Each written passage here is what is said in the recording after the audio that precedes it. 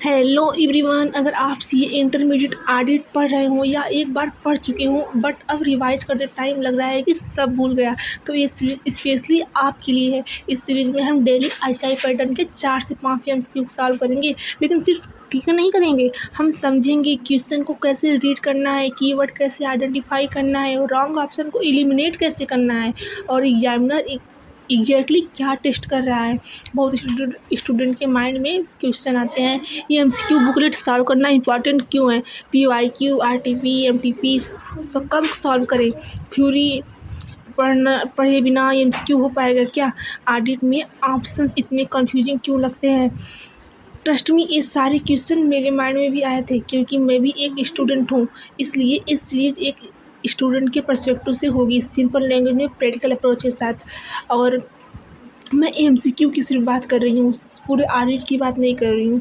MCQ के हम सारी एमटीपी आरटीपी सब कवर करवाएंगे ये एग्ज़ाम के टाइम जब नज़दीक आएगा तब। लेकिन अभी स्टार्टिंग से ही मुझे बुकलेट बहुत क्वेश्चन हुई है, उसमें बुकलेट में सॉल्व करना स्टार्ट कर दूँगी।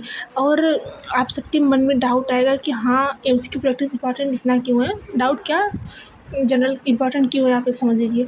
आईसीआई की पैटर्न समझ आता है, कंसेप्ट क्लैरिटी स्ट्रांग होती है, रॉन्ग ऑप्शन एलिमिनेट करना आता है, थ्योरी याद रहती है, एग्जाम स्पीड इंप्रूव होती है, नेगेटिव मार्किंग का रिस्क कम होता है।